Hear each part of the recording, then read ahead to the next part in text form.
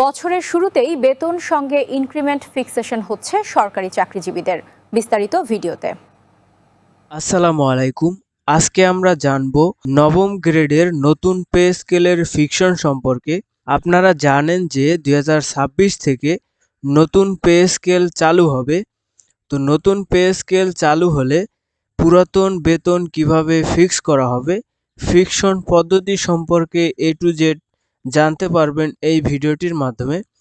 তার আগে ছোট্ট একটি রিকোয়েস্ট, যদি আমার চ্যানেলে নতুন হয়ে থাকেন তো চ্যানেলটি সাবস্ক্রাইব করে পাশে থাকা বেল বাটনটি অল করে দিবেন, যাতে পরবর্তীতে এরকম আরও ভিডিও পেতে পারেন।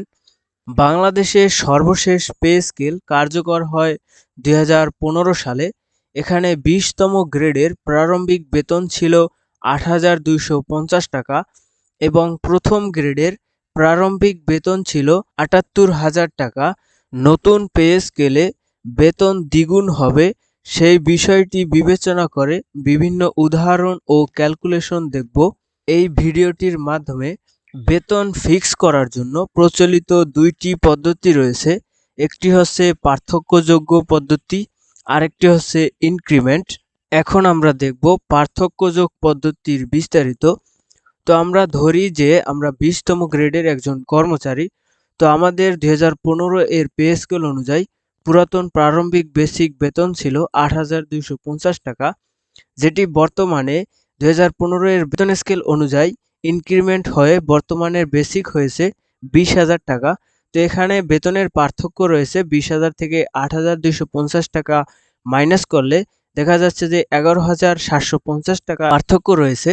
তো নতুন স্কেলে 20তম গ্রেডের প্রারম্ভিক বেসিক যদি 16,500 টাকা হয়, তো এখানে নতুন স্কেলে বেসিক হবে 16,500 যোগ 11,750, যেটি আগের বেতনের পার্থক্য ছিল।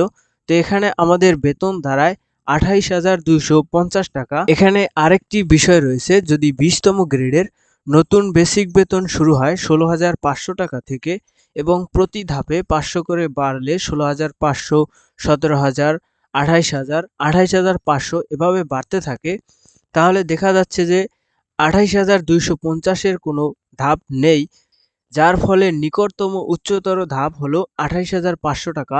এখানে একটু ভুল হয়েছে। তো নিকটতম উচ্চতর ধাপ হবে 28,500 টাকা।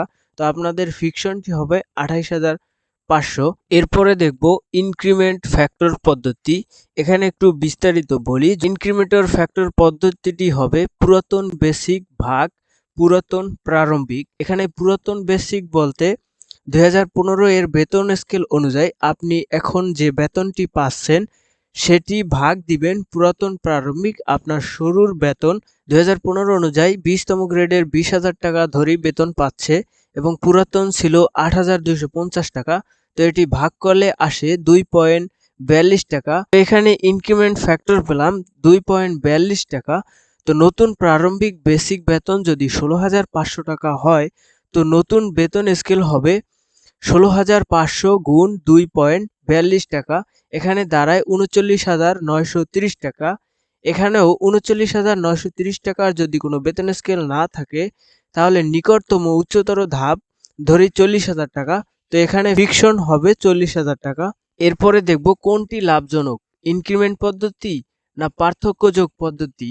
এখানে একটি বিষয় রয়েছে, এটি সম্পূর্ণ গভর্নমেন্টের হাতে। ইনক্রিমেন্ট পদ্ধতিতে তারা বেতন বৃদ্ধি করবে না পার্থক্যযোগ পদ্ধতিতে বেতন বৃদ্ধি করবে। যদি পার্থক্যযোগ পদ্ধতিতে বেতন বৃদ্ধি করে তো 20তম গ্রেডের বেতন 28,500 টাকা হবে এবং যদি ইনক্রিমেন্ট ফ্যাক্টর পদ্ধতিতে বেতন বৃদ্ধি করা হয় তাহলে দেখতে পাচ্ছেন বেতন 40,000 টাকায় দাঁড়ায়।